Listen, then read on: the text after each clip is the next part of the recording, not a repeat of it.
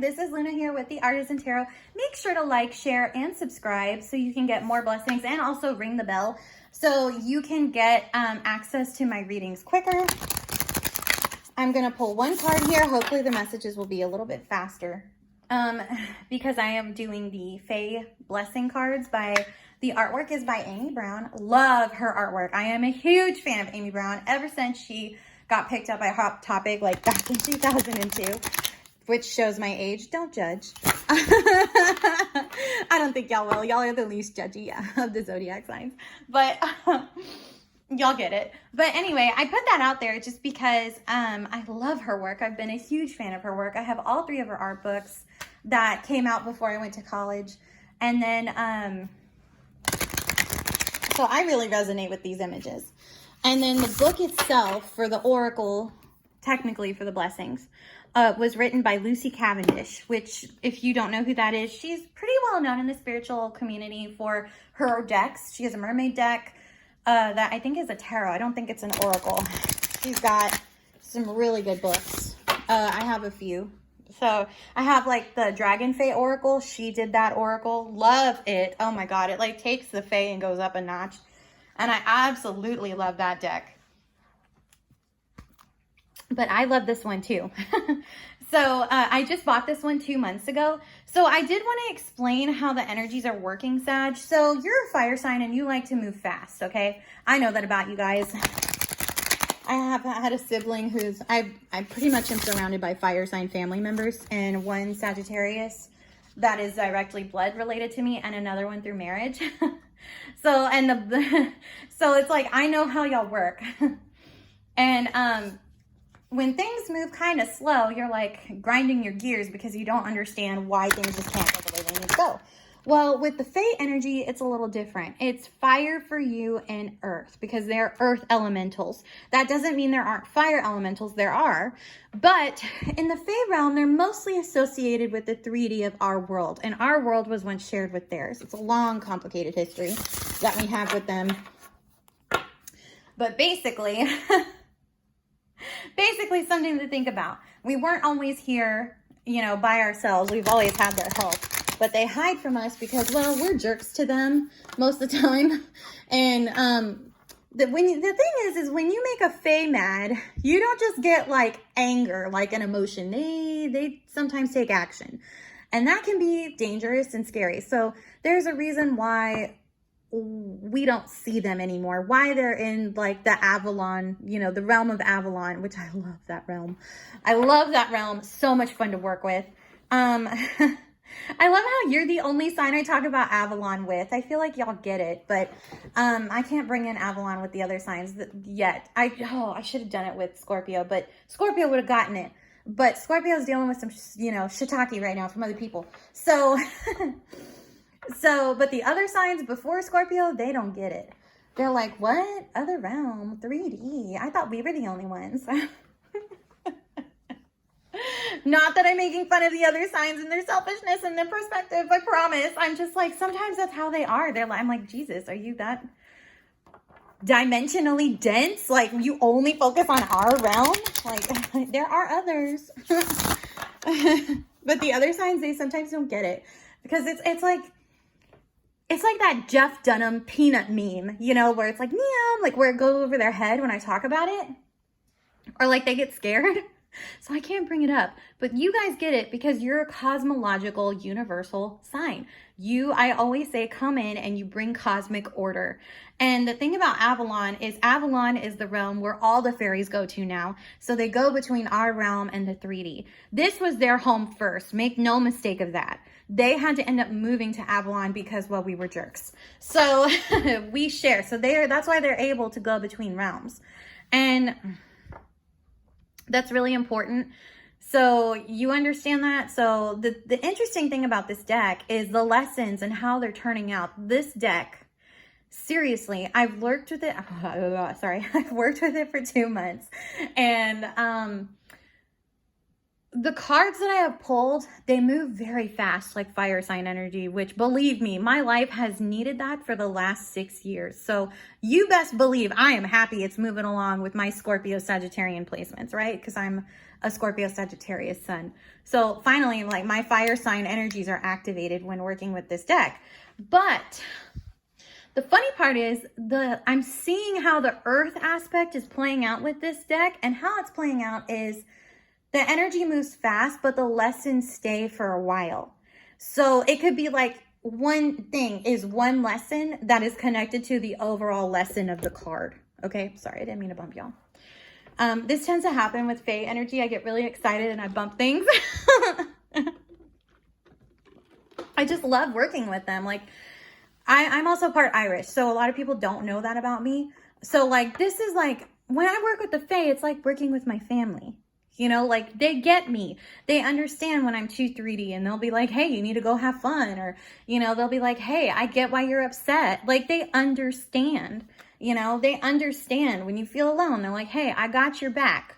It's okay. You know, like, it's comforting. And for me, going through these last 6 years and being undiagnosed hypothyroidistic, it's been rather challenging, you know, and isolating. So when the Fae started working with me, like really working with me when I was doing my business, it was kind of shocking, because I was like, really? Why me? You know, like, what did I do to deserve you guys to work with me? You know, because like, I didn't reach out to them. They just came. That's usually how my guardians, guides, and deities come to me. And also elementals too. But that's how it really happened. So show me some Sagittarius, my beautiful Fae beings. What is it we need to do with Sagittarius? What is the lesson they need to work on for this week? Oh, neutral card. Queen Mab is trying to come through. Okay. I hear you, Mab. I hear you. She's a queen of the Fae. Now, I've been telling all the other signs, if you want to work with the Fae, you should also, and not only just work with the Fae queens, but also ask and invoke the goddess Freya. She is a Viking goddess who is a goddess of all things fairy related. Seelie court and unseelie court. Now, for people who don't know what that means, the Seelie court are the positive love and light fairies, and the unseelie court are, they're more the rebels, but sometimes they're also very dangerous. So I don't recommend you work with those, especially anybody out there. Please don't, because I don't need you being like, I opened up a doorway and I can't. No. I told you no. So if you did something, that is on you. Because I said don't. Okay? Now, see? Yep. Mab's trying to come through. Okay, Mab, what is it you would like the Sagittarians to work on? Show me, please. What would you like this set? That's a lot, Mab. Hang on.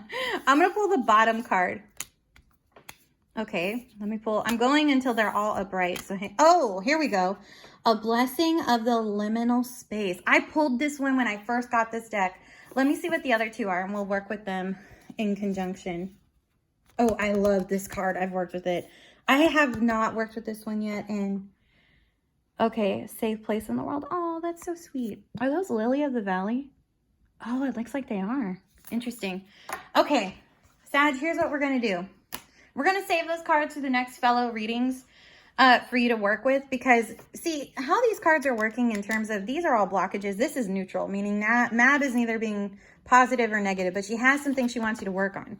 So here's the deal.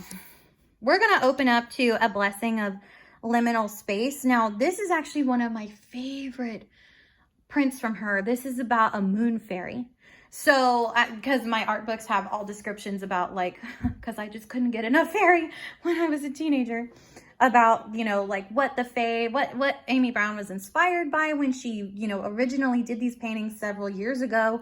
So the art book that I had was about, this one was titled, like, about a moon. It was definitely a lunar fairy. I know that, because this is Luna. Hello, Luna. Anything moon related, I'm like, I'm there. Moon and fairy related, it seems to be, and I'm like 100% there. I'm like, you had me at moon and fairy. How can I help you?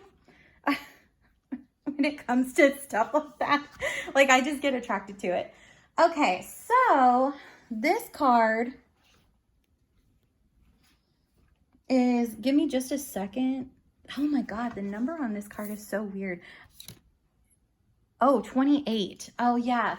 It's the 8. If you look at the 8 on the card, it looks like a 5, right? But then you go zoom in. It looks like a 3, then it looks like a 5, then it looks like an 8. And it's like interdimensional travel with this card. Give me just a second, because I want to make sure I give you guys the best possible accuracy, like interpretation for this one, because even though I worked with it, it may be different for you. But this is the gift of gateways, oh, sacred sites and enchanted times. Yay, Sag! Y'all have no idea how exciting that is. Like, because this talks about like the equinox just passed, but guess what?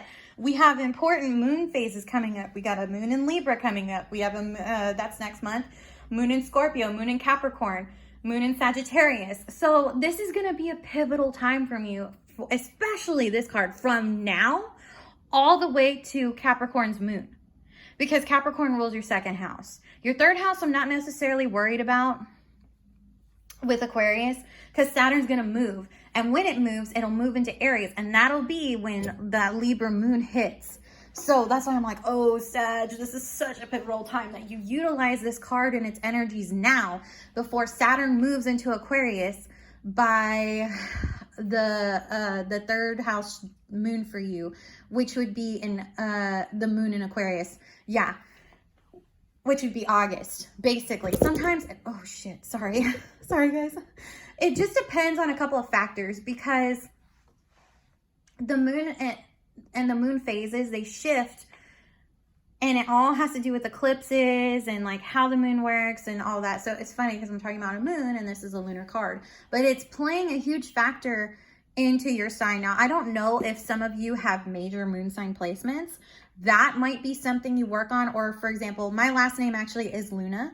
That's why I go by Luna. You may have ancestry related to the moon in some way. Could be lineage, like the name, you know, that's a good example. Or it could even be your first name and, you know, you have something based on that. Or like maybe your family was, you know, tied to moon goddesses, or you're just attracted to them. Well, now is the time to start ideally using the moon fae to open up the time to work with them. So, of course, in safe practices, which is why I'm recommending everybody that wants to work with the fae connect with the goddess Freya, because she will protect you from unseelie kind of beings, okay? And she'll like tell them, no, not for you. Like, you know what I'm saying? She'll be the kind of gateway and the safety net for all things that are negative as terms of the fae are concerned. So if you're nervous about that, that's why I say, have a chat with her, like prayer about it, and let her know your path. If you don't know your path, maybe this card will illuminate. So let's go ahead and get into the message. So I'm going to read straight from the book on this one because I want you guys to get the most accurate interpretation. So it says, Dear fairy friend, you have reached a great moment, the point where you can receive the blessing of liminal space and time. The gateway, the moment, the choice is here. Let the liminal and in-between, which fairies exist in the tween times. Tween times is dusk and dawn, or shadow aspects. So like shadow is in the closet, or, you know, where the light touches, but maybe doesn't touch all the way. They can exist there too. Fairy rings are a thing. That is also a tween space so that they can come through. Just FYI.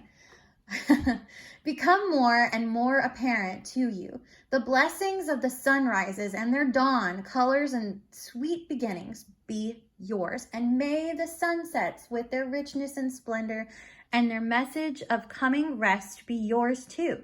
May the in-between spaces, the places where the fairies can reach you so easily and where you can discover your own inner magic, be yours. To be blessed with the liminal is to be blessed with the deeper magic of the natural world, to have the ability to step outside of human rush and stress and worry and deeply experience the quiet spaces within nature that are so often offered yet so rarely accepted, or even, I would say, appreciated. Find yourself within the sacred grove with the old wise trees. Find the space between the worlds and walk a while with the guides and fairy kin who you love and wish to be of assistance to you. Find your way into the magic of your own life and soul. And leave behind and push the stress that strips the world of its magic. May your intuition flow easily and accurately. There may be a sense of deep peace and trust with the world, and you may know that there is an abundant well of magic and fairy wisdom awaiting you every day and every hour within these sacred spaces and places. Find the space in between, and let yourself be blessed again and again with the blessings of the enchanted ones, the sacred spaces that lie about us, blessings of the liminal to you, my friend. So here's the thing. I think I know why I'm hinting on the moon magic here. Now, moon magic is different than just regular casting. Moon magic happens at night. A lot of people don't know that. Some people do. I mean, hence moon magic, but you know, you never know. I don't know what kind of energies I'm dealing with. So for my noobs out there, I got you. But moon magic is very pivotal, because that's usually when magic is, sometimes depending on the magic you're trying to cast, can maybe be more powerful. Sometimes it's not. It just depends on what you're trying to. This usually has to do with spell casting, but we're not talking about that. But so you guys can understand how spell casting and manifestation work, it also has to do with frequency, okay? And that's why the moon cycles are coming through to play, because we're going to have an eclipse come up soon. I want to say in May. Usually there's like an eclipse in May. Usually. It might have changed because, like I said, the moon cycles change with the phases, because it depends on if we have a blue moon. It depends on, you know, the eclipses. There's a lot of factors that the moon itself, our moon, plays in terms of timing, energy, and frequency. Now, the moons that are coming up, like I said, they're important because it's opening you up to lunar energy, which is funny because that's water energy. That's not fire sign energy. That's water. And I know this because Cancer's ruled by the moon. Scorpio's ruled by Mars and Pluto, but they're underworld aspects which deal with the moon, because Persephone is a part of the crone, the mother, and the maiden, which connects back to the moon, which connects back to Selene, which connects back to Hecate, which connects back to Nyx, which connects back to Asteria, all of the moon goddesses. And Luna herself, aka Luna, the original moon goddess, the OG Titaness, she is there too. So, because I know my shit on the lunar deities. So, you know, the night goddesses and whatnot. And so that is something to think about. Now, in terms of manifestation, why would you use the moon if you're not spell casting? Well, you can charge your crystals by the moon. You can use moon magic in terms of making moon water. You can use the moon magic when you dream. You can use, because the moon is about opening gateways to our intuition, as well as tapping into our inner divine feminine energy, which, no offense, Sagittarius, you're a male energy. Whether you're male or female, it doesn't matter. It's the energy of the frequency of male fire sign energy, which is activation and wisdom. That's not a bad thing. But sorry, Sagittarius. But for you, this is calling you to go into the 12th house of Scorpio, and then go 5 houses back to Cancer, okay? So 12th, 11th, 10th, 9th, 8th with Cancer, okay? So you got to go to the 8th house. The 8th house is about sex, death, and rebirth. Then you got to go, you know, several houses forward to Pisces, where Pisces is in your chart. Now, if you don't have Pisces or Cancer or Scorpio, that's okay. But you may have to use earth elemental energy in your chart to activate this even more. Especially if your chart is void of any water, I would definitely say use earth elements. Taurus, Virgo, Capricorn. Because they are feminine as well. They deal with feminine earth magic. Okay? But this is lunar, which the feminine elementals that are earth can do that too. But that's going to require you to really tap in and develop into this more. Now, if you have water in your chart, that's easier because you can just activate it and go there. You know what I'm saying? Like that. So don't worry about it too much on how to do it. Just know I've already given you the kind of tools and to kind of what to look out for. And also be aware of what the heck you're manifesting with the moon, because as much as I love working with the moon, hello, it is my ancestor. I'm named after it, after all, my last name. It's Italian, by the way. So, you know, my ancestor. The moon is my ancestor, and I am a part of her, which is such a great honor. But in doing so, I must tell you that moon magic can also be used for nefarious things, which is why I'm putting it out there that if you do anything dark with this, just know it's going to come back to you. And the Fae will bring it back to you ASAP.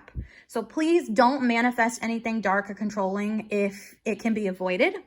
Because sometimes we can't always. Sometimes we do have to use certain magical practices. We all hate to admit it, but sometimes we have to use it to defend ourselves, okay? It doesn't mean you're a bad person. It might just mean that your path it wasn't working with some of the other protection energies. That's why the lunar goddesses are very important.